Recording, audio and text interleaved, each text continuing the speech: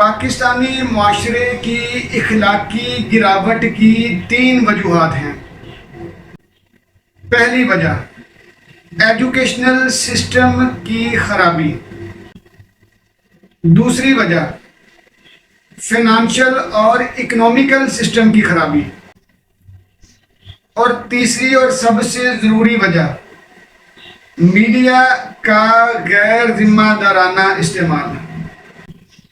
بسم اللہ الرحمن الرحیم۔ ساتھیو، آپ دیکھ رہے ہیں علم کی باتیں، اور آج ہم بات کر رہے ہیں پاکستانی معاشرے کی اخلاقی گراوٹ کے بارے میں۔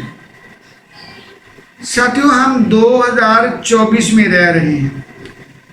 آپ پچھلے کچھ دنوں سے پاکستانی سپریم کورٹ کی سب سے بڑے جج کی ایک ویڈیو وائرل ہوتی دیکھ رہے ہیں، جس میں وہ جج صاحب کو ایک لڑکا گالم گلوچ کے ساتھ بات چیت کر رہا ہے۔ ساتھیو، یہاں پہ رکتے ہیں۔ دیکھیے ذرا، ہم سب سے پہلے یہ سمجھتے ہیں کہ اس بچے کا جو یہ انداز ہے یا جو اس بچے کا بیہیویئر ہے، وہ ہمارے ایجوکیشنل سسٹم کی فیلئر کا منہ بولتا ثبوت ہے۔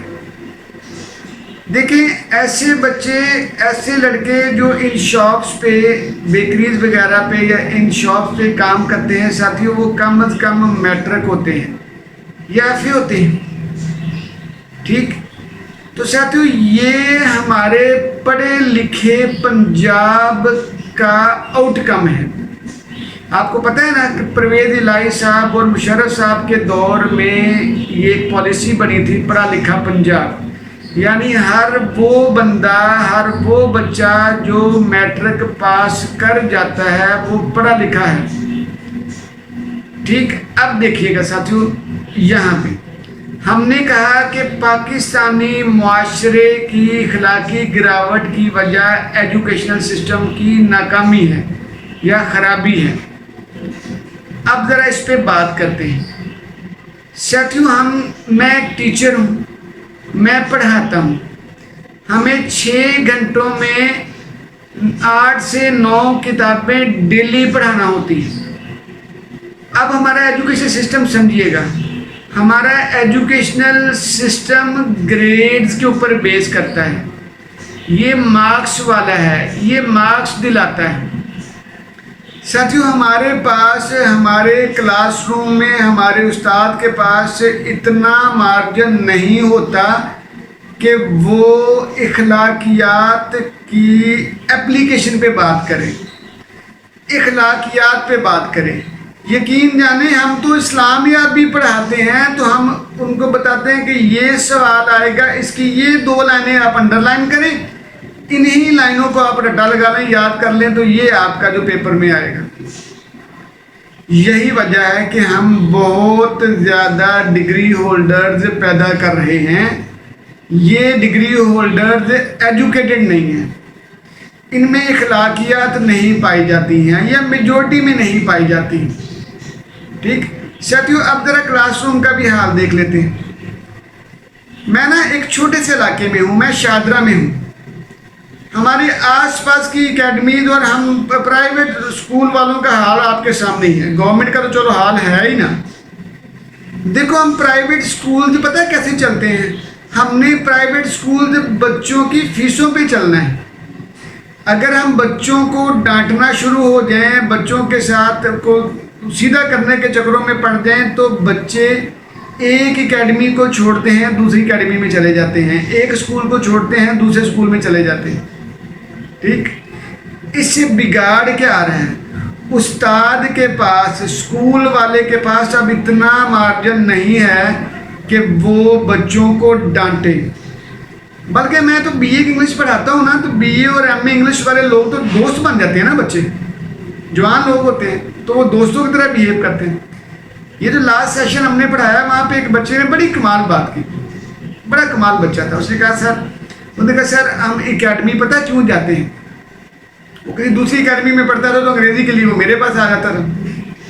کہتا سر جی روز نئی شرٹ پہن کے جانا پڑتی ہے, روز نئے کپڑے پہن کے جانا پڑتے ہیں, ہم پڑھتے تو نہیں ہیں, ہم پڑھنے تو نہیں جاتے ہیں, ہم تو سر اپنا سٹیٹس دکھانے جاتے ہیں, ہم موج مستی کے لیے جاتے ہیں. ٹھیک ساتھیو, یہ ایک بچے کا بہت اعلیٰ اعتراف تھا اور اس نے اپنے منہ سے کہا کہ سر جی بہت بری حالت ہے اکیڈمیز کی. ٹھیک ساتھیو, یہی حال ہے. اگر ہم ایسا ماحول دیں گے تو پھر ایسا ہی ہوگا جج صاحب کے ساتھ جو ہوا ہے. ٹھیک, یہ ہوتا آنا ہے, یہ ہوتا چلا جائے گا جب تک کہ ہمارے استاد کے پاس, ہمارے ایجوکیشنل سسٹم کے پاس اتنا مارجن نہیں ہوگا کہ وہ بچے کو اخلاقیات کا پیکر بن کے دکھائے, اخلاقیات سکھائے. اخلاقیات سکھانی ہے استاد نے. استاد کے اپنے گلی محلے میں ہر دوسرا گھر دیکھیں تو بجلی چوری کر رہا ہے معذرت کے ساتھ, اور استاد صاحب کو پتہ ہے. اب استاد صاحب کے پاس اتنی جرت نہیں ہے کہ وہ جا کے لڑائی کرے, ان کو سمجھائے جا کے, کیونکہ استاد کا احترام نہیں ہے, استاد کا سٹیٹس نہیں ہے, ویلیو نہیں ہے. بھائی ہر اس بندے کے لفظوں میں جان ہوگی جس کا کوئی سٹیٹس ہوگا, جس کا کوئی احترام ہوگا, جس کا کوئی تقدس, کوئی عزت ہوگی.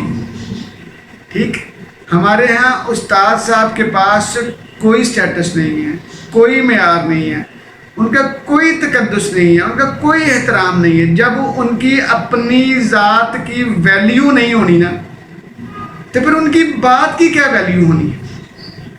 تو سب سے پہلے ساتھیوں ہم نے ایک بات کی آج کہ ہمارے معاشرے میں بگاڑ صرف اس وجہ سے ہے کہ ہمارے معاشرے کا ایجوکیشنل سسٹم اور اس ایجوکیشنل سسٹم سے جڑا ہوا استاد بے بس ہے.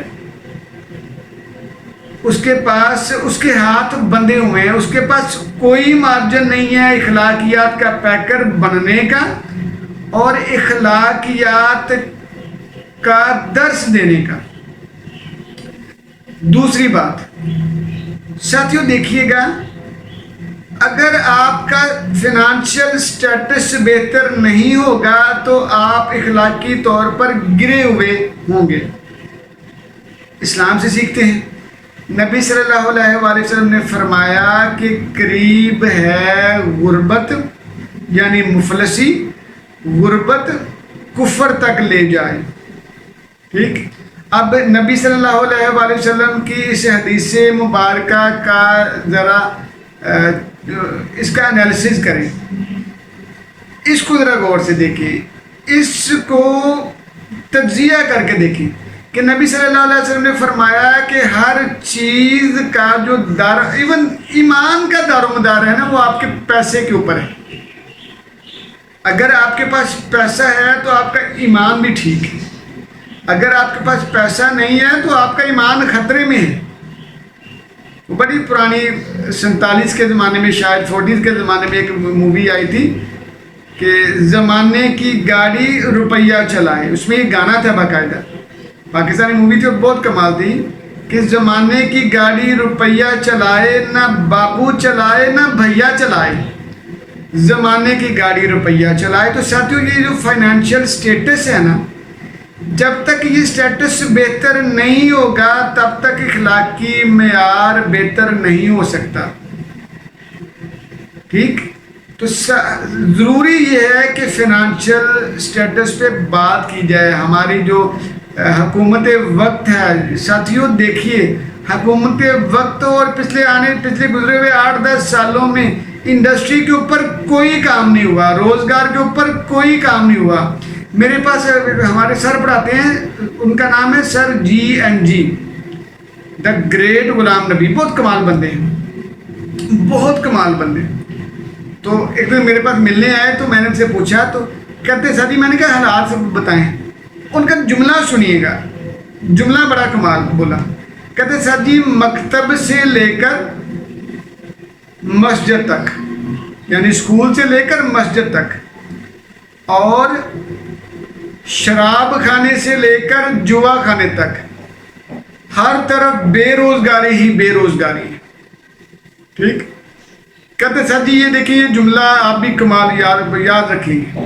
اور ساتھیوں یہ آج کے دور کی سب سے بڑی سچائی ہے کہ مکتب سے لے کر مسجد تک، شراب خانے سے لے کر جوا خانے تک ہر طرف بے روزگاری ہی بے روزگاری ہے. ساتھیوں حکومت وقت کو ہم سب کو بھی یہ سوچنا پڑے گا، اپنا فائنانشیل سٹیٹس بہتر کرنا پڑے گا. اگر ہم فائنانشیل سٹیٹس بہتر نہیں کر پائیں گے تو ہم یہی آج ہمارے جج صاحب گالیاں کھا رہے ہیں، کل کو ہماری باری بھی آنی ہے. ٹھیک ہے، تو ساتھیوں یہ ضروری ہے. اس لیے سب سے ضروری یہ ہے کہ اللہ نے 2 ہاتھ دیے ہیں اور 1 منہ دیا کھانے کے لیے، ہاتھ دگنا، 2 ہاتھ کام کرنے کے لیے. ٹھیک، اس لیے کام کو عبادت سمجھیں، کام کی طرف لگ جائیں. کام پیسہ کمائیں گے تو ایمان بچا رہے گا. اور تیسری بات ساتھیوں، ہمارے معاشرے کی اخلاقی گراوٹ کی تیسری وجہ ہے میڈیا کا غیر ذمہ دارانہ استعمال.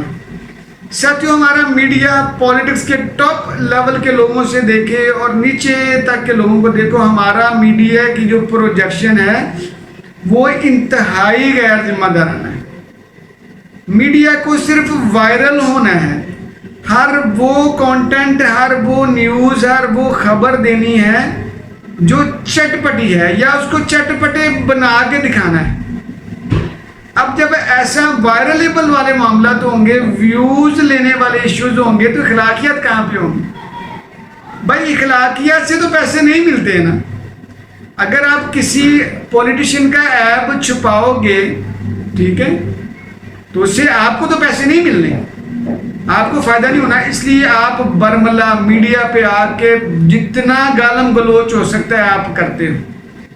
یہ 2000 کے بعد کا جو پاکستان ہے نا، خاص طور پہ 2000 کے بعد کے پاکستان میں گالم گلوچ تو جتنا بڑا بندہ ہے اس نے اتنی بڑی گالم گلوچ والا زبان استعمال کی. تو ساتھیوں یہ غلط ہوا ہے. تو اس کی وجہ کیا ہے کہ ہمارے میڈیا نے غیر منصفانہ، غیر ذمہ دارانہ رول ادا کیا ہے. تو اس لیے ہماری آپ سے گزارش ہے کہ میڈیا کا استعمال ضروری نہیں ہے کہ وہ صحافی ذراتی ہوں. یہ جو میں آپ کے سامنے بول رہا ہوں یہ میڈیا ہے. آپ فیس بک استعمال کرتے ہیں وہ میڈیا ہے، آپ انسٹاگرام استعمال کرتے ہیں وہ میڈیا ہے، آپ ٹک ٹاک استعمال کرتے ہیں وہ میڈیا ہے. تو میرے ابو جی کہتے ہیں کہ یار مجھے تو لگتا ہے کہ سارا کا سارا پاکستانی ننگا ہوتا چلا جا رہا ہے، سارے کا سارا پاکستانی ناچنا گانا شروع کر دیا ہے. یار اتنی بری حالت ہو گئی ہے ہمارے معاشرے کی. ٹھیک ہے بھائی، ویوز لینے ہیں. بچیاں، جوان بچیاں جو کبھی ہم نے گھر سے نکالی نہیں تھی، وہ گھر سے بیٹھ کے میک اپ کرتی ہیں، ٹک ٹاک بنا رہی ہیں مزے سے. ٹھیک ہے، نقاب کر کے عبایا پہن کے باہر نکلتی ہیں اور ٹک ٹاک کے اوپر بالکل مزے سے گھوم رہی ہیں. ٹھیک ہے، تو ساتھیوں یہ بڑی بری بات ہو گئی ہے، یہ ایک نیگیٹو پہلو آ گیا ہے. تو اس کو اگر ہم نے پاکستان کو اخلاقی گراوٹ سے بچانا ہے تو ہمارا سب سے پہلا کام یہ ہوگا، ہمیں اپنے ایجوکیشنل سسٹم کو بہتر بنانا ہے. ایجوکیشن کو بہتر بنائیں، ایجوکیشن کے سسٹم کو بہتر بنائیں، استاد کا لیول بہتر کریں، استاد کا معیار بہتر کریں، استاد کو عزت دیں، استاد کو مارجن دیں، اس کو رسپانسیبل بنائیں اور رسپانسبلٹی کے لیے اس کو پکڑ لیں. پھر اس کو ایک پورا ایک لائن آف ایکشن دیں اور اس کے بعد اس کو ذمہ دار ٹھہرائیں. پھر معاشرہ سیدھا ہوتا ہے. ساتھیوں معاشرے ہمیشہ تعلیم سے سیدھے ہوئے ہیں. معاشرے جب بھی سیدھے ہوئے ہیں وہ جنگ بدر کے قیدیوں والا واقعہ نہیں یاد؟ نبی صلی اللہ علیہ وسلم نے فرمایا کہ ہمارے 10 بچوں کو پڑھا دو اور آزاد ہو جاؤ. تو یہ ہے اخلاقی معیار کو بہتر بنانے کا طریقہ، اخلاقی گراوٹ سے بچنے کا طریقہ. ساتھیوں ہم اپنے ایجوکیشنل سسٹم، اپنے استاد، اپنا کلاس روم اور اپنی مسجد، ہم اس سے بے بہرا ہیں، ہم ان سے مبرہ ہیں، ہم ان سے آزاد، ہم ان کی کوئی فکر نہیں ہے، ہمیں ان کی کوئی فکر نہیں ہے. اور جواب میں टिट फॉर टैट, इनको भी हमारी कोई फिक्र नहीं है। फिक्र होती तो वो देखो जज साहब को गालियां पड़ रही होती, ठीक। उसकी वजह सिर्फ ये है कि हमने इंतहाई गैर जिम्मेदाराना ज़िंदगी गुजारना शुरू की है, मुआशरे को गैर जिम्मेदाराना हाथों में दे दिया है, मुआशरे के साथ गैर जिम्मेदाराना बर्ताव बरतना शुरू कर दिए। यही वजह है कि हम बड़ी तेज़ी के साथ अपने इखलाकी गिरावट का शिकार होते चले जा रहे हैं। जी साथियों, ये थी हमारी इल्म की बातें। प्लीज़ हमारी इन इल्म की बातों को अमल की बातें बनाइएगा और फिर देखिएगा कि ज़िंदगी कितनी हल्की फुल्की और कितनी पुरसकून हो जाती है। यही हमारा मतम नज़र है। जी जज़ाकल्लाह।